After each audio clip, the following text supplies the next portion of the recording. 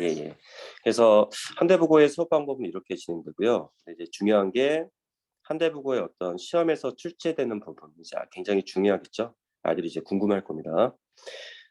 보통 보면 시험 범위의 축은 이렇게 세 가지 축입니다.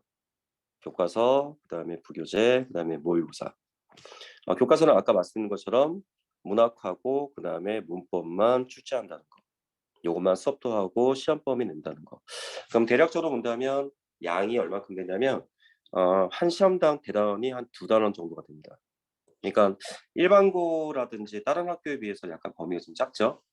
보통 일반고 같은 경우는 한 2.5단원 정도 되고 많으면 한 3단원 정도 되는데 한대부 같은 경우는 대단원 정도가 2단원 정도. 그래서 교과서의 양은 좀 적습니다. 대신 이제 문제가 되는 게 뭐냐면 아까 말씀드렸던 부교재. 부교재에서 교과 시험 범위와 관련된 내용을 부교재로 출제를 합니다. 그래서 여기서 이제 말씀드렸죠. 여기서 현대시 파트다 그러면 현대시면 현대시 파트의 부교재로 출제된다는 거. 이 부교재의 양이 이제 만만치 않죠. 양이 되게 많죠. 근데 또 수업도 안 하고 시험에 출제되니까 아이들이 좀 어렵죠. 이런 식으로. 그래서 이것도 마찬가지입니다. 이렇게 부교재도 문학 한 단원, 관련 있는 문학들, 그다음에 문법을 한 단원을 출제한다는 거. 이렇게. 그다음에 이제 모의고사 부분이 있는데 이 모의고사는 뭐 예를 들어서 뭐 1학기 중간고사는 모의고사가 나옵니다. 3월 달 거 나오기도 하고 그다음에 2학기 중간고사도 9월 달 거 모의고사가 시험에 출제됩니다. 근데 요것도 약간 시험 범위가 줄었는데 그 옛날 같은 경우는 한 2년 전만 해도 이제 모의고사 전체 영역이 나오기도 합니다. 전체 범위. 그러니까 예를 들어서 뭐 45문항 다. 그러니까 문항을 다 문학이라든지 독서든지 모든 모의고사가 다 출제가 되기도 하는데 요즘의 추세는 거기서 이제 뽑아냅니다. 그러니까 문학 파트면 문학만 뽑아내고 그다음에 문법만 뽑아내고 이렇게 범위를 약간 지정해 주는 거. 근데 이거는 때에 따라 달라지겠죠. 그러니까 어떤 경우는 모의고사 전체가 출제되는 경우도 있고 그다음에 모의고사 중에서 해당하는 영역들만 출제하는 경우가 있고 이렇게 약간 나오는 경우가 있습니다. 근데 이거는 모의고사 같은 경우는 들어가기도 하고 안 들어가기도 하고 이렇게.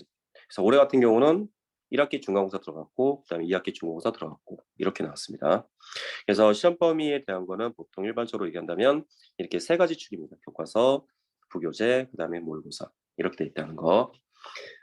그다음에 여기서 보면 시험 범위에 속하는 학교에서 프린트본이 좀 있습니다. 아까 맨 처음에 말씀드렸죠. 그래서 프린트본이 있는데 수업 시간에 학교 선생님이 사용했던 PPT 내용들, 이 PPT 내용이 그 수업의 어떤 시험 범위에 포함되기도 합니다. 근데 이 PPT 자료는 그 수업 자료실에 다 업로드합니다. 선생님이요. 근데 요 PPT 내용이 뭐 크게 어렵지는 않습니다. 크게 어렵지 않고 그냥 이제 출판사에서 제공하는 그런 PPT가 그 시험 범위에 포함된다는 거. 그다음에 이런 PPT 자료 같은 경우는 다 이제 수업 자료실에 올려 있다는 거. 그래서 아이들이 다시 공부할 수 있게끔 됐다는 거. 그다음에 그래서 학교에서 나와주는 학습 자료도 약간 취재율 높은 편인데 네, 이거는 크게 뭐 어렵지는 않습니다. 그냥 수업 시간에 충분히 언급한 내용, 그다음에 그 안에서만 좀 나옵니다. 그래서 또 이제 많이 궁금한 게 뭐냐면 한대부 같은 경우는 외부 지문이 별로 안 나옵니다. 외부 지문이 안 나오는 이유가 뭐냐면 이제 아까 말씀드린 것처럼 부교재의 양이 많기 때문에 이 부교재에서 충분히 외부 지문을 활용할 수 있습니다. 그래서 이제 부교재 안에서 외부 지문을 갖고 온다는 거. 그다음에 부교재가 단독으로도 이렇게 출제가 된다는 거. 그러니까 이제 현대시면 현대시 부분. 그래서 요번에 기말고사 같은 경우는 이제 홍계월전이라는 작품이 이제 출제가 됐거든요. 그거는 이제 교과서에 있는 작품이 아니라, 그러니까 부교재에 있는 고전 산문이 출제가 됐습니다. 그러니까 이렇게 부교재는 교과서와 관련돼서 나오기도 하고, 그 다음에 부교재 단독으로 출제가 되기도 하고. 비율을 보면, 그러니까 이건 이따가 말씀드릴 건데, 비율을 보면 보통 한 7대3 정도가 됩니다. 교과서가 7, 그다음에 부교재가 3 정도가 되는 거죠. 근데 이제 아이들이 어려운 게 부교재가 수업을 안 가보니까 거기서 30%가 나온다는 거. 그래서 아이들이 많이 어려워하는 거죠. 여기까지가 이제 시험 범위에 대한 설명이 있고요. 그러니까 요거는 1학기 중간고사의 범위 갖고선 다시 한번 말씀을 드릴게요. 이제 우리가 이제 앞으로 이제 예비고1 학생들이 이제 1학기 이제 2023년에 이제 중간고사에 보는 이제 범위겠죠. 이런 범위는 이렇게 고정돼 있습니다. 보통. 그러니까 항상 이제 한대부고는 안 바뀝니다. 그래서 보면 그래서 교과서, 부교재, 모의고사 이렇게 세 가지가 나왔죠. 요번에 나왔던 그 1학년들 지금 이제 예비 고2들 고이들 이제 시험 범위입니다. 그래서 교과서를 보면 문학 파트가 이렇게 문학하고 문법만 뺀다 했죠. 그래서 1학년 1학기, 그다음 1단원 1, 그다음에 3단원에 1, 2. 요게 바로 이제 문학 단원입니다. 그래서 뭐 1단원에 1에 윤동주의 자화상 교과서가 이렇게 돼 있고, 그다음에 요게 3-1 고재종의 첫사랑의 작품이 3-1, 그다음에 현대소설 윤은길 여기 3-2, 아홉켤레 구도나무 산해 이렇게 해서 문학 교과서 문학입니다. 여기서 보면 빠지는 게 잘 보시면 1단원, 3단원, 4단원 나왔죠. 여기서 빠진 게 이제 2단원이 빠져 있죠. 2단원은 화법작문, 그다음에 독서기 때문에 학교에서도 수업도 안 하고 이제 뺍니다. 그러니까 이렇게 문학하고 문법만 시험 범위에 된다는 거 이렇게 알고 돼 있겠죠. 여기 교과서입니다. 요거는 학교에서 수업한다는 거. 그다음에 이제 거기와 관련된 부교재입니다. 부교재를 보면 여기서 교과서에 보면 윤동주의 자화상하고 고재종의 첫사랑이 있죠. 여기 현대시입니다. 현대시기 때문에 부교재는 현대시 파트가 이렇게 관련돼서 포함됩니다. 이렇게 들어갔죠. 이렇게. 그래서 총 15개 작품입니다. 그다음에 현대소설. 여기 밑에 있는 게 윤은길의 교과서에 있는 아홉켤레 도나무 산해가 현대소설입니다. 현대소설이기 때문에 부교재에 있는 현대소설 파트 총 6개의 작품이 들어갑니다. 이런 식으로 관련되는 거죠. 이런 식으로. 그럼 이것도 이제 수업을 하지 않고 학교 시험에 출제한다는 것. 총 몇 개? 총 그러면 현대시가 하나, 둘, 현대소설 하나, 이거 교과서. 그다음에 총 합쳐갖고 21개 작품이 이제 21개, 그다음에 3개니까 거의 24개 정도, 25개 정도의 어떤 문화작품이 들어간다는 거. 양이 지금 다른 학교에 비해서 좀 많죠. 그다음에 이제 또 이제 문법 파트도 마찬가지입니다. 우문의 변동 파트. 이 4-1이 교과서에 있는 우문의 변동 파트입니다. 뭐 자음동화, 뭐 국외음악 이런 파트인데, 이런 파트를 학교에서 수업하고 그다음에 거기에 대한 부교재를 관련시켜서 공부합니다. 문제량이 되게 많습니다. 문제량이 되게 많고, 그다음에 교과서에서 배운 것보다 약간은 고등학교 2학년 정도, 그다음에 3학년 초반에 있는 정도의 어떤 난이도의 문제가 포함되어 있습니다. 그래서 기출문제입니다. 다 전국연합 기출문제. 그 문제를 1학년 때 배웠던 기본적인 내용을 관련시켜서 여기까지 포함됩니다. 이렇게. 그래서 이것도 수업을 안 하고 아이들한테 출제를 합니다. 출제한 다음에 그거를 이제 시험에 내기 때문에 지금 고난이도 문제가 좀 많기 때문에 아이들이 지금 어려워하겠죠. 아무래도 부교재 같은 문제는 일반적으로 그 전국연합 그 기출 문제들, 전국역에서 나왔던 문제들을 갖고 와서 내기 때문에 교과서의 어떤 수준보다는 약간 부교재 거는 높다는 거. 그래서 어느 정도 한 대략적으로 고2 정도의 모의고사 정도의 수준이 됩니다. 그래서 아이들이 지금 어려워하는 부분이죠. 그다음에 아까 말씀드렸던 모의고사는 이게 때에 따라서 그 포함되기도 하고 포함되지 않기도 했죠. 그래서 1학기 중간고사는 3월달에 봤던 거, 3월달에 반 그 모의고사 갖고선 출제했습니다. 근데 전 연역이 포함된 게 아니라 현대시 파트, 그러니까 모의고사 여러 개의 파트가 있겠죠. 거기서 현대시, 현대소설, 고전시가, 고전소설 이 문학 파트만 출제했습니다. 그러니까 여기다가 문학이 3개 들어가죠. 문학이 21개 들어가죠. 문학이 또 들어가죠. 그러니까 양이 되게 많죠. 이렇게. 그래서 거기다가 문법까지 포함된다는 거.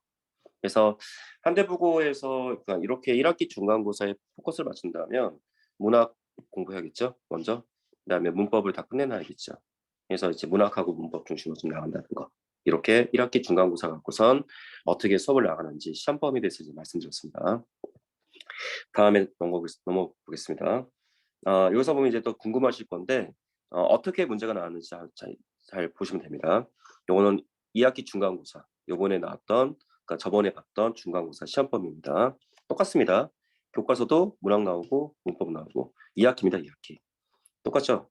8-1 시조 고전시가입니다. 그래서 고전시가를 미리 공부하는 건 아닙니다. 고전시가는 중요한 건 한대부고 같은 경우는 고전시가를 2학기에 편성돼 있습니다. 어떤 어머니랑 상담을 했었는데 이제 지금부터 고전시가를 공부해야 됩니까? 이제 왜냐하면 저희 세대 같은 경우는 이제 어머니 세대 같은 경우는 고전시가가 되게 어렵지 않습니까? 그래서 이제 보통 고전시가를 먼저 공부해야 되지 않냐.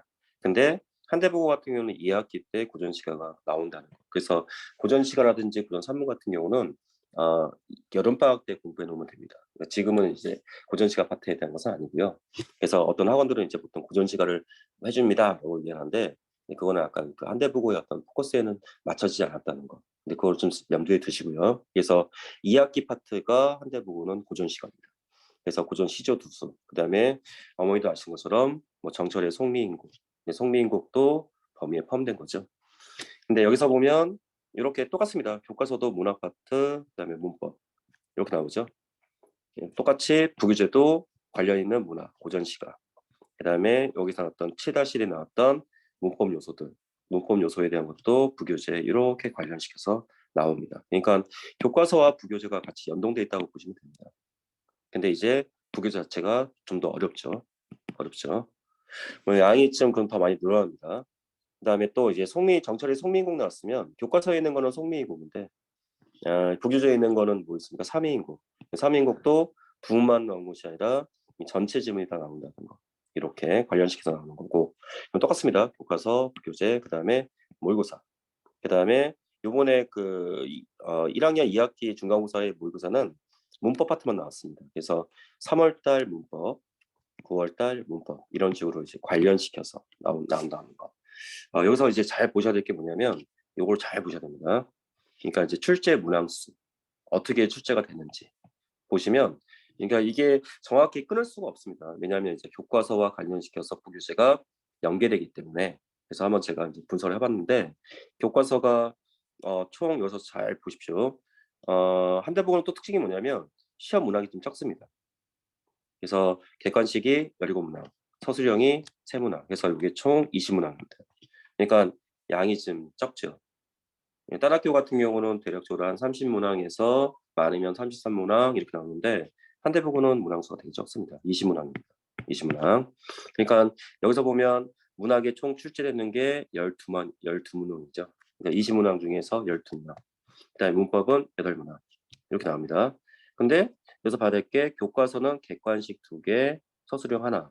그러니까 12문항 중에서 교과서만 다루는 것이 3문항이죠. 근데 부교재에서 객관식이 3문항 나온다는 거. 그러니까 부교재에 대한 공부를 안 하면 힘들겠죠. 근데 이건 학교에서 수업을 안 해주고 출제하기 때문에 굉장히 어려워한다는 거.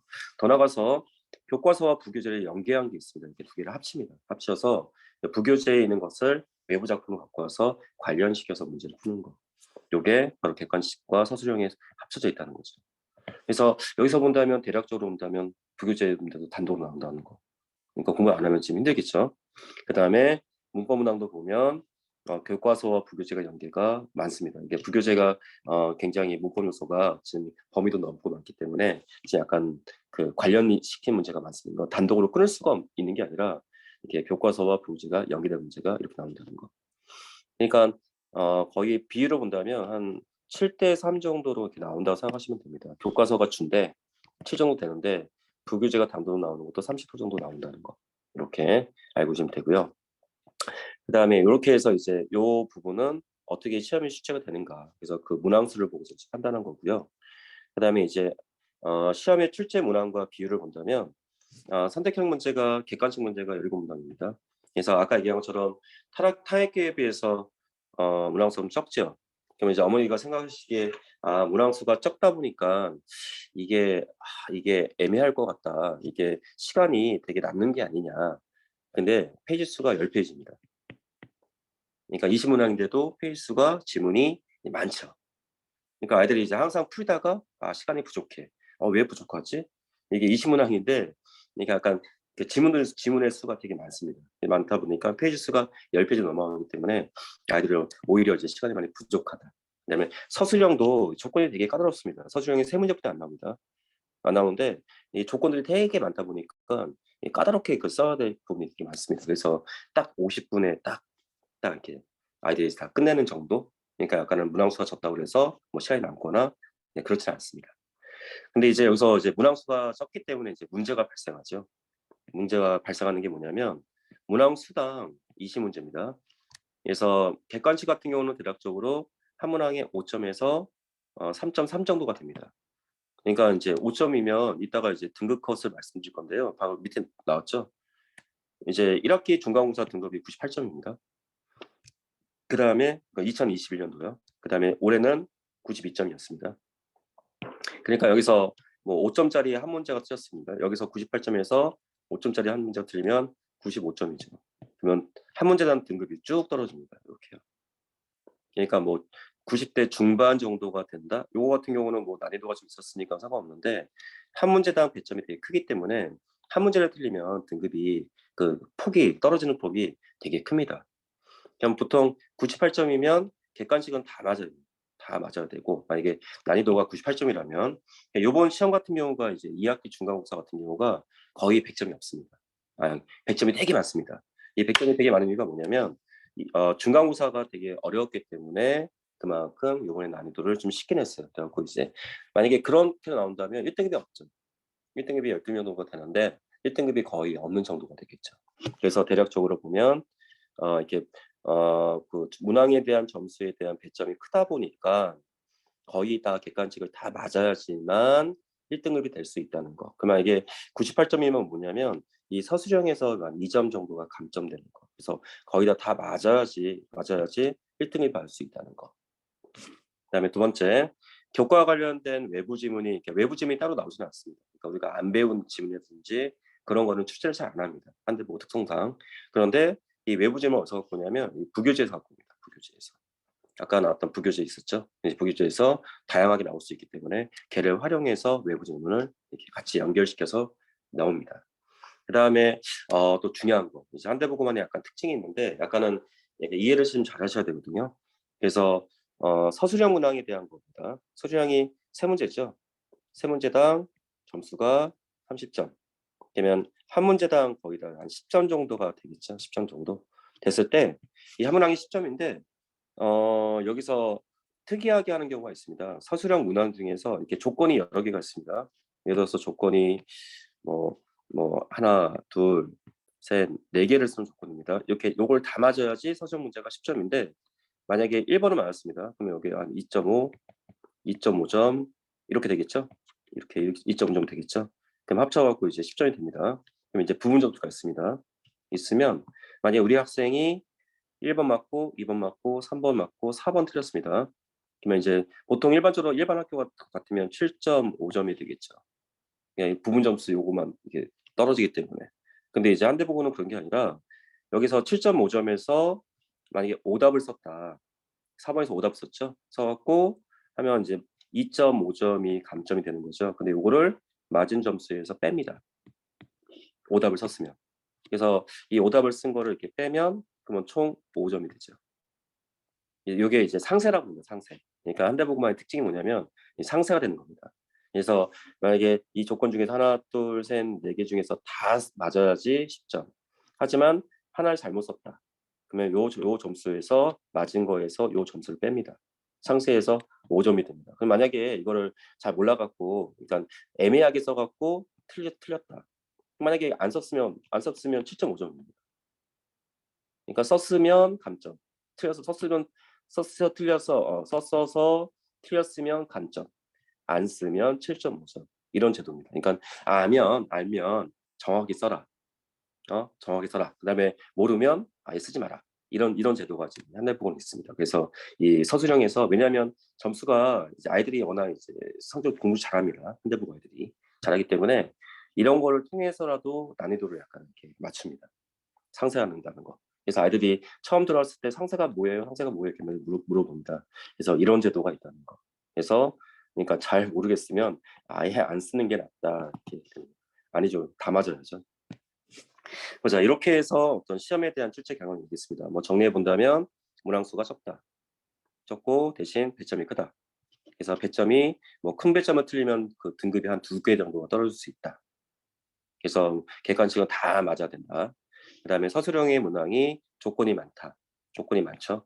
조건이 많은데 이 조건을 정확히 써야 됩니다. 그다음에 거기 오답이 섞여 있으면 맞은 점수만큼 정답에서 점수를 상쇄합니다. 그래서 뺀다는 거. 이게 서술형 문제의 특징입니다. 그다음에 시험이 되게 적다. 하지만 페이스는 뭐하다? 많다. 이렇게 됩니다.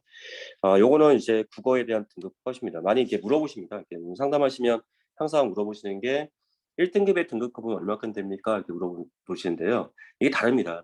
매 학기, 그다음에 매년 다르는데 보통 이 합산을 해보면, 그러니까 뭐 1학기 중간고사, 1학기 기말고사 합산을 해보면 한 90대 4, 94 아니면 95 정도 대가 보통 1등급이 나옵니다.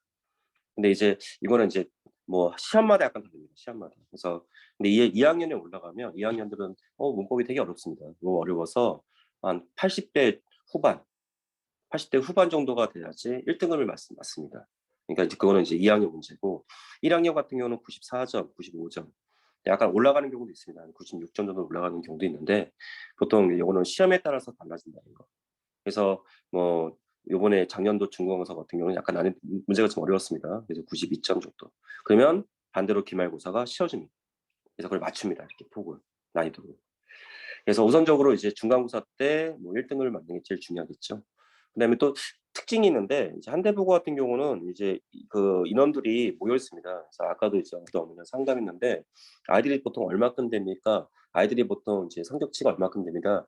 보통 보면 80점대에서 80점대 중반에서 70점대 후반 요 아이들이 굉장히 많습니다. 그러니까 중간층이지만 않습니다. 중간층이. 그러니까 예를 들면 등급이 한 3, 4 정도, 3, 4 정도 그런 아이들이 많이 모였습니다. 그래서 이 3, 4등급이 많이 모여 있는 데에서 한 문제, 두 문제로 이렇게 또 떨어지는 경우도 발생할 수 있습니다. 그래서 그런 것들, 이제 국어의 등급컵 이런 것들은 보통 이제 어렵게 나온다면 92점 이렇게 나온다는 거. 쉽게 나오면 98점. 그다음에 등급이 없는 경우도 있습니다. 그러니까 100점이 너무 많은 경우. 아래 같은 경우는 저희 학생 건데요. 얘가 이제 2등 하나 있네요. 2등 했죠. 그래서 요 나중에는 요걸 이제 보실 텐데 그래서 어떤 걸 보셔야 되냐면 여기서 보면 321명입니다. 거기 중에서 2등 했죠. 근데 요게 이 아이가 중간고사 때 96점을 받았네요. 96점. 그래서 여기 중간고사 때 92점, 96점 맞았죠. 1등급은 대략적으로 한 13명 정도가 됩니다. 근데 여기서 보셔야 될 게 요걸 좀 잘 보셔야 됩니다. 요거를. 이 과목 편차 나왔죠. 과목 평균하고 그다음에 표준 편차 이렇게 됩니다. 근데 여기서 보면 요게 18.1이 과목 그 평균인데 여기서 보면 반영 비율을 보셔야 됩니다. 반영 비율이 30%입니다. 중간고사에 반영되는 건 30%. 그러면 기말고사는 60%겠죠. 기말고사 합치면 기말고사 30%니까 시험으로 지필돼서 60 플러스 수행에서 40%가 된다는 뜻입니다. 예, 이해되셨죠? 예, 다시 한번 말씀드리면 중간고사가 30, 기말고사 30, 수행이 40 이렇게 됩니다. 그래서 한 번 시험이 30%, 30% 이렇게 합쳐갖고 한 학기의 등급이 결정되는데요. 요거는 평균이라는 것은 뭐냐면 요 30%에 대한 점수가 됩니다. 18.1이 되는 거죠. 그러니까 보통 평균이 18점이니까 약간 100점으로 환산해 보면 한 중간보다 한 60, 70 정도가 된다는 얘기죠. 이렇게 된다면. 그러니까 약간은 아이들이 이제 국어에 대해서는 좀 잘한다. 그다음에 또 주의할 게 뭐냐면 요거를 좀 잘 보셔야 됩니다. 표준 편차. 표준 편차는 뭐냐면 이렇게 경계가 있었을 때 제일 잘하는 애하고 못하는 애하고 사이가 얼마큼 벌어지냐의 간격에 대한 도를 물어보는 겁니다. 6.2점뿐이 안 되는 거죠. 그러면 18점이었을 때 6.2, 6.2 이렇게 간격이 벌어진다는 거. 그러니까 다른 시험에 비해서 이게 편차가 클수록 표준 편차가 클수록 훨씬 더 이제 잘하는 애들이 많고 못하는 애들이 많고. 근데 편차가 적죠. 6.2점 안 되죠. 그러면 이 중간층이 많다는 얘기입니다. 나중에도 이제 이 성적표를 보실 때 요거를 좀 잘 보셔야 됩니다. 우리 학교 학생들이 어디에 많이 모여 있는가. 그래서 우리 아이가 어느 정도인가, 뭐 중간인가, 못하는가. 그래서 요 편차가 바로 이 평균점에서 얼마만큼 점수 차가 떨어져 있는가. 이 차이입니다. 그래서 요게 클수록 상위권하고 하위권의 점수가 크다는 얘기고 요게 적을수록 마다 모여 있다는 뜻입니다. 근데 국어 같은 경우는 요게 많이 모여 있는 편이에요. 그죠? 점수가 적기 때문에. 그러니까 한대국어는 웬만큼 국어는 잘하는 애들이 많이 모여 있다. 그래서 거기서 이제 특출나게 해야지만 등급이 높은 점수를 받을 수 있다. 이렇게 볼 수 있는 겁니다. 그러면 이제 한대국어에 대한 어떤 시험에 대해서 이제 말씀드렸고요. 그다음 출제 경향에 대해서 말씀드렸어요. 그러면 이제 정리해 본다면 한대국어 국어의 어떤 출제 경향을 말씀드린다면 교과서 외에 지문이 많다는 것, 근데 그것이 부교재와 모의고사를 활용한다는 것. 그래서 일반적인 어떤 이런 국어에 대한 기본적인 능력이 부족하면 좀 어려워요. 그러니까 왜냐 이렇게 배우지 않은 것으로 나오니까 부교재에서. 그래서 기본적인 어떤 국어의 능력을 방학 동안 또는 1학 동안 이제 같이 한다는 거. 그래서 많이 걱정을 많이 하세요. 그러니까 어머니들께서 이제 이게 한 번도 이제 중학교 때 국어를 잘 못했는데요. 다 똑같습니다. 다 똑같고 국어에 대한 기본 능력을 갖춘 아이는 몇 명뿐이 없습니다. 그래서 국어 같은 경우는 지금부터 이제 출발한다는 거. 지금부터 어떤 기본적인 능력을 지금 쌓으면 됩니다. 그 다음에 두 번째가 문항수가 좀 적고 문항 배점이 크다는 거. 그 다음에 상세된다는 거. 그렇죠? 이런 게 이제 어떤 국어의 한대국어 고의 출제 경향입니다. 그만큼 실수를 하지 말라. 그 다음에 정확히 문제를 풀어라. 라는 어떤 학교의 어떤 방침이 될 것 같습니다. 그 다음에 특히 이제 한대국어 같은 경우는 문법의 난이도가 되게 높습니다. 아까 말씀드렸죠. 왜냐하면 아까 말씀드린 것처럼 요 부교재에 있는 문법이 고의 수준입니다. 고의 수준. 고의 수준이기 때문에 문법의 어떤 난이도가 굉장히 높다는 거. 이렇게요. 보자. 그 다음에 여기서 보면 이렇게. 그래서 항상 또 왜 그 난이도가 높냐면 여기서 높은 이유가 이 조항들이 있거든요. 표준 발음법, 한글 맞춤법, 그 다음에 여러 가지 조항들이 있는데 이 조항들하고 같이 연계하는 게 굉장히 많이 나옵니다. 뭐 표준 발음법 19항, 한글만 맞춤법 뭐 25항 그것과 교과서에 있는 내용을 연결시킵니다. 그래서 이런 조항에 대한 분석이 좀 떨어진다면 아이들이 좀 어렵습니다. 근데 이런 조항들은 학교에서 잘 안 배운다는 것 이렇게 알고 계시면 되고요. 그러면 이제 학교에서 이제 한대보고의 국어를 대비하기 위해서 어떻게 되냐면 뭐 다양한 작품들을 공부해야 됩니다. 다양한 작품 공부해서 우선 문학에 대한 개념들, 이 개념들을 미리 알아간다는 거. 그래서 시험 범위에 포함된 여러 가지 작품들을 함께 공부해야 된다는 것.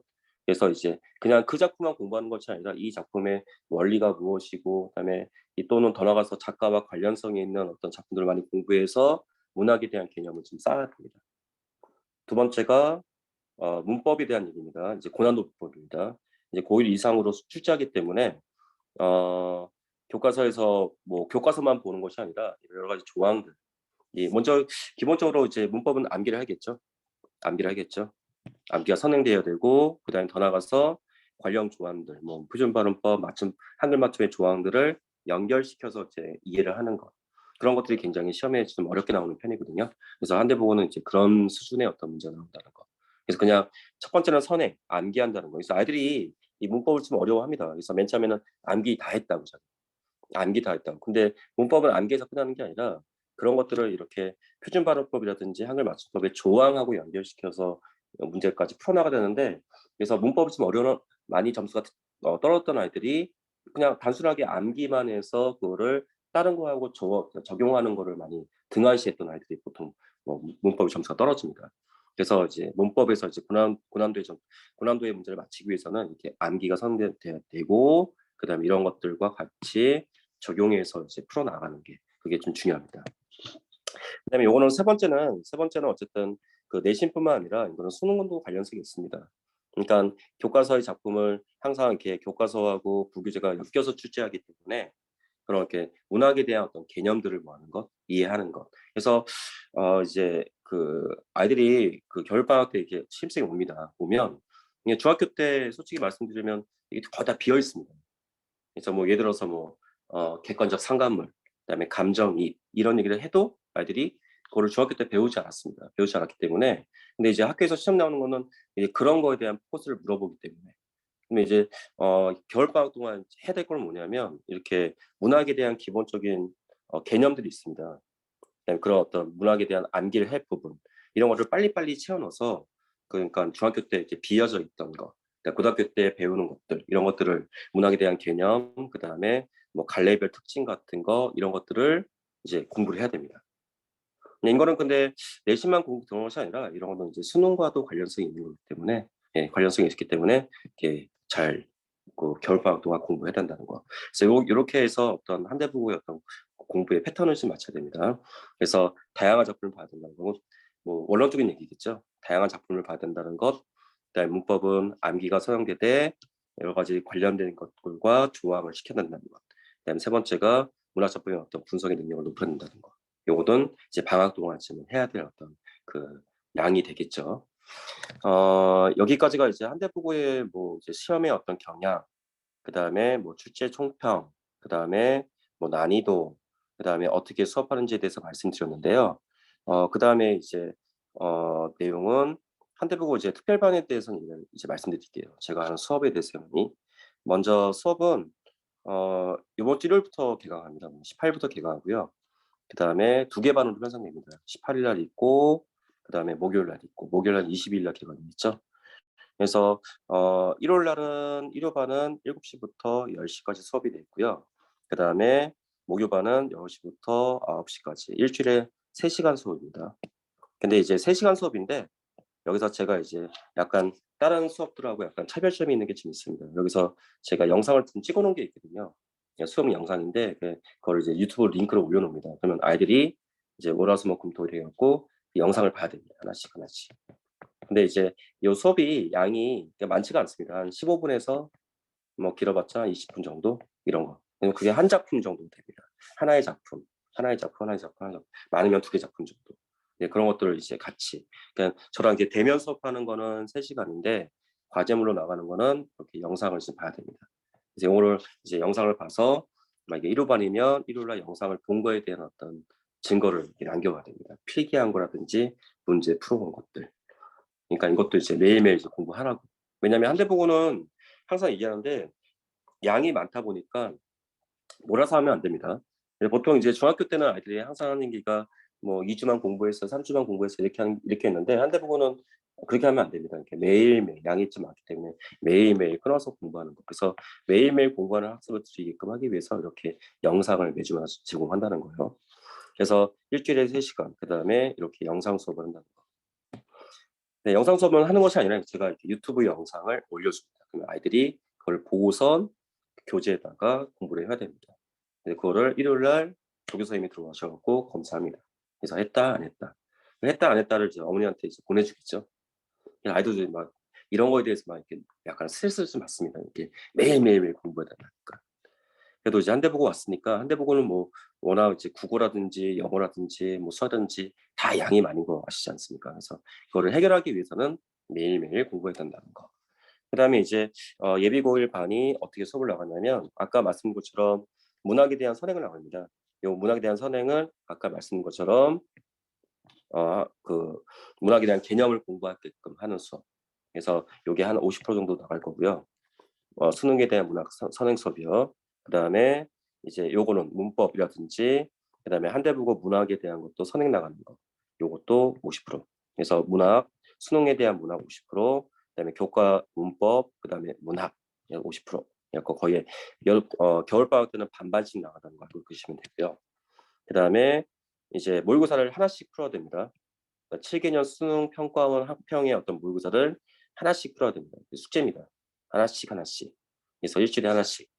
그다음에 이제 거기서 어휘 부분이 있습니다. 그래서 어휘도 이제 어휘집이 있는데 거기서 몇십 개를 이제 일주일 동안 외워서 테스트를 할 겁니다. 테스트를. 그래서 이게 크게 보면 저랑 수업 나가는 거는 주로 문학하고 학교 문학, 수능 문학, 그다음에 문법 파트 나간다는 거, 저 두 가지 축이 있고요. 그다음에 이제 어휘는 이제 외우는 거죠. 외우고 그다음에 모의고사도 숙제로 나갑니다. 그러니까 항상 나가는 숙제가 있습니다. 어휘와 모의고사. 그다음에 독해도 이제 독서도 있습니다. 독서도. 그러니까 요 두 가지는 보통 숙제로 나간다는 거. 그다음에 뭐 학생 관리 같은 경우는 매번 뭐 저희가 만든 이제 자체 교재가 있습니다. 항상 다 자체 교재입니다. 자체 교재고 그다음에 학습지가 나옵니다. 이거는 매일 과제입니다. 매일 과제는 매일 나가는 문제들. 그다음에 항상 전주에 공부했던 거는 다음 주에 와서 시험을 봅니다. 시험 봐서 그 수업 전주에 수업했던 내용을 시험 봐서 아이들이 얼마만큼 올라갔는지, 아이만큼 어디가 부족한지 이런 것을 얘기하고요. 그래서 이제 이것은 학습 멘토링 같은 경우는 뭐가 틀렸다, 뭘 더 해야 된다 이런 동기부여를 좀 시킵니다. 그래서 모든 어떤 수업에 대한 얘기, 수업, 그다음에 어떤 학생의 태도, 그다음에 과제물, 뭐 1일 테스트 이런 결과는 항상 어머니한테 이제 문자로 보내드립니다. 그리고 때에 따라서 항상 어머니와 상담한다는 거. 그래서 요거는 이제 학습의 어떤 관리가 되어 있고요. 그다음에 요거는 방학 동안 보는 교재입니다. 방학 동안 이렇게 문학, 문법, 그다음에 독서, 그다음에 어휘 파트를 나간다는 거. 여기다가 하나 더 모의고사가 숙제가 하나씩 나간다는 거. 요게 수업에 대한 얘기고요. 뭐 뭐 많이 좀 그래도 한대보고에서 많이 했습니다. 제가 수업을 한 10년 정도 했고요. 한대보고는요. 그래서 이제 원래는 저기 대치동하고 압구정동에 수업했는데 뉴파이널하고 같이 공부한 거는 이제 같이 3년이 됐습니다. 3년. 그래서 지금 뭐 아마 한대보고 담당하는 학원 중에서는 가장 인원수가 많지 않을까 생각하고요. 뭐 매년마다 보통 한 50명에서 한 60명 정도 이제 제 수업을 듣거든요. 그래서 요번 2학년도 그렇고 1학년도 그렇고 등급 1등급 아이들이 뭐 아까 말씀드리면 뭐 고2 같은 경우는 요번에 보는 고2 같은 경우는 90점대가 학교 시험에서 9명 나왔습니다. 근데 이제 제가 담당하는 아이들이 6명 나왔거든요. 이런 식으로 이제 오히려 이제 많이 6명 나왔으니까 아이들이 많이 몰리는 편이죠. 그래서 뭐 이런 식으로 이렇게 뭐 한대복을 오랫동안 하다 보니까 한대복의 어떤 선생님들의 어떤 취향이 뭐고 그다음에 어떻게 문제를 내는지 이런 걸 다 알고 있기 때문에 그러니까 가장 이제 올바른 방법으로 이제 아이들한테 수업한다는 거 이렇게 말씀드릴 수 있고요. 그다음에 뭐 그러니까 중요한 거는 그거 같습니다. 중요한 거는 한대복가 워낙 양이 많기 때문에 우선 제가 제시했던 숙제라든지 그다음에 제 수업 방식을 잘 따라오고 그러면 1등급이 나옵니다. 예. 그러니까 근데 그게 지금 어렵습니다. 이게 그렇게 잘 따라오는 아이들 같은 경우는 항상 결과를 보면 항상 1등급이 나옵니다. 그러니까 워낙 이제 한대보고 여자애들이 좀 많기 때문에 되게 이제 꼼꼼함이 많은 애들이 성적이 되게 잘 받습니다. 그래서 항상 제가 이렇게 뭐 숙제를 주고 그다음에 뭐 수업을 하고 영상 들어라 했을 때 그거를 이제 충실하게 했던 애들이 1등급이 나오는 거지. 그러니까 저도 이제 열심히 해야지만 학생들도 같이 열심히 저랑 호흡이 맞아야지만 등급이 나올 수 있다는 거. 하지만 이제 가장 이제 저 같은 경우는 아이들한테 효율적이고 그러니까 쉽게 그다음에 포커스가 뭐고 다른 거 공부 안 해도 되고 요거만. 그러니까 여기서는 이제 요거 다른 거를 공부했을 때 이건 한대국어 안 맞으면 저는 쳐버립니다. 이런 거 필요 없고 그다음 한대국어에 맞는 수업만 해주는 게 그래서 아이들이 그거를 잘 이렇게 따먹는 거 먹어야지 그렇게 해야지만 저 점수가 올라간다는 거. 그런 아이들이 이제 등급을 1등급을 맞는 것 같습니다. 여기까지가 이제 뭐 한대국어에 대한 설명이고요. 좀 길게 설명해 드렸는데 질문 있으면 여기 채팅창에다가 이제 순서에 맞춰서 좀 질문을 좀 받을게요. 질문이 지금 여기까지 해서 설명에는 말씀드리고요. 질의응답 시간을 좀 할게요. 그래서 여기 채팅창에다가 채팅이 이렇게 보이시죠? 채팅창에다가 질문을 해주시면 아니면 제가 제 전화번호를 남겨드릴게요. 전화번호 남겨드릴게요. 여기다가 뭐 상담을 자세히 원하시면 제가 말씀을 드릴게요. 그리고 뭐 궁금한 사항이 있으시거나 그러면 지금 여기 바로 채팅창에다가 이제 질문 시간 좀 해서 뭐 궁금한 거 있으면 이제 다 말씀드릴게요. 예. 네, 설명에는 이제 정식 설명에는 여기까지 하고 마무리하겠습니다, 문님. 예.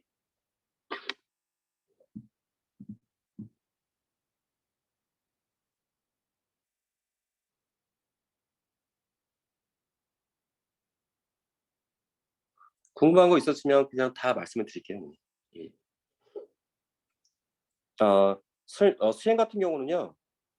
약간은 수필쓰기 여러 가지가 많아요. 발표하기. 그러니까 어 1 학기 때는 뭐가 있냐면 수행 평가가 여기 3 단원의 1이 있죠.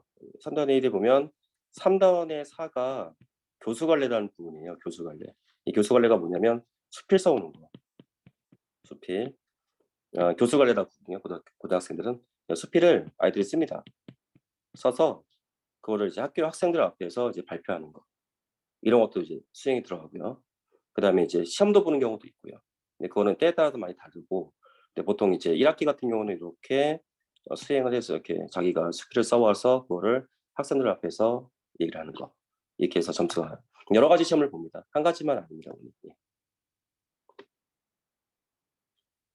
다른 거 더 질문 있으면 보통 수행인데 수행은 이제 교과서 안에서 응용이 될 것을 많이 물어봅니다. 근데 수행은 크게는 이렇게 신경을 많이 안 써도 되는데요. 그래도 잘해야죠. 잘해야 되는데 그래도 이제 뭐 이렇게 점수 폭이 많이 크거나 그러니까 보통 이렇게 물어봐요, 제가. 그러니까 어떤 애가 이렇게 만약에 요번에 이제 12등 아이가 있었어요. 12등. 중간고사 때 12등이었어요. 그래서 어제 지나가다가 이제 만났거든요. 이제 한대보고 이제 시험이 월요일 날 시험을 봤어요. 그래서 학원에서 지나가다 만났는데 그러니까 12등이니까 이제 간당간당한 거죠. 그래 갖고 이제 물어봤더니 이번에 100점 나왔다 하더라고요. 그럼 이제 걔는 이제 등급이 1등급이 나오겠죠. 근데 이제 제가 물어봤어요. "수행은 얼마큼 되니?" 이렇게 물어봤더니 이제 거의 안 깎였어요." 이렇게 얘기하더라고요. 그러니까 웬만큼 점수가 지금 웬만큼 하고 그다음에 성실하게 하면 뭐 잘 나오는 점수 이렇게 돼요. 크게 뭐 수행에 대해서 뭐 걱정하실 필요는 많이 없을 것 같아요. 근데 그런 아이들도 1등급 맞는 애들도 열심히 하니까요. 예.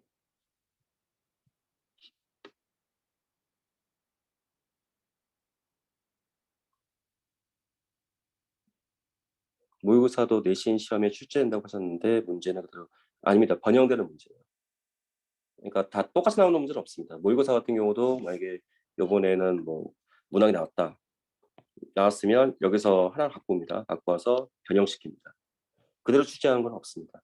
그래서 뭐 저번 같은 경우는 2학기 중간고사 같은 문법이죠. 문법도 변형시킵니다. 변형시켜서 출제를 합니다. 근데 이제 똑같습니다. 이제 모의고사를 푸는 방식에 대한 원리를 알고 있으면 그 접근 방법은 똑같습니다. 근데 이제 거기에 대한 내용은 바꾸는 거죠. 바꾸는 거죠.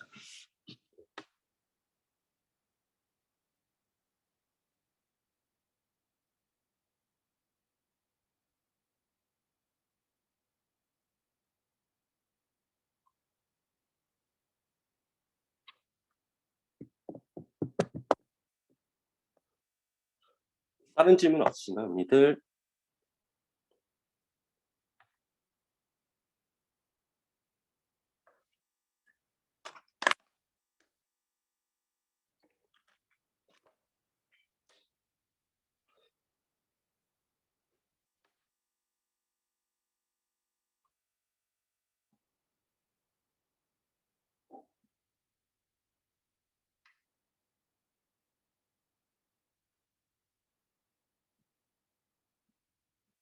예, 예. 감이 좋지 않은 학생인데 우선은요, 감이 좋지 않아도 성실하면 그거를 충분히 커버할 수 있습니다. 그러니까 하나만 말씀드리면, 요번에 1월 날이 그 한대보 1학년 집보였어요. 집보였는데 이제 그러니까 직전 보강이라고 시험 전날 이제 공부하는 학습이 있죠.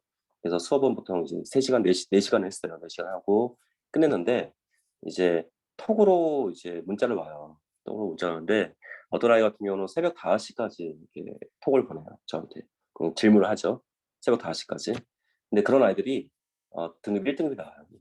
그러니까 이제 그 아이가 질문하는 게 정말 이제 말도 안 되는 질문해요. 그러니까 이 질문의 어떤 수준을 보면 이제 국어 성적이 있다, 없다, 능력이 있다 이렇게 판단이 되는데 그래도 다 질문해요. 다 질문해서 자기가 이제 알 때까지. 그래서 한 질문 수가 보니까 40개의 질문을 올린 거예요. 그래서 그거를 일일이 다 해줬어요. 그러니까 결론이 이제 100점 맞더라고요. 그러니까 이렇게 아무리 좋지 않아도 그거를 채워나가는 것만 한다면 한대보고는 1등 나올 수 있습니다.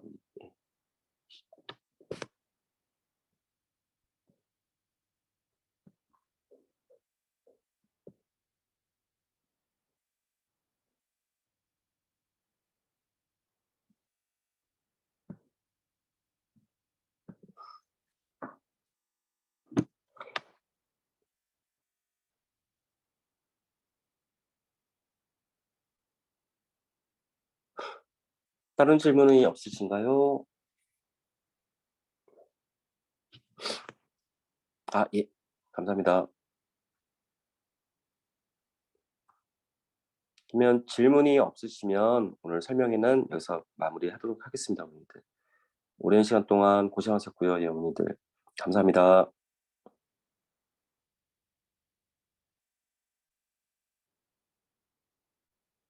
감사합니다.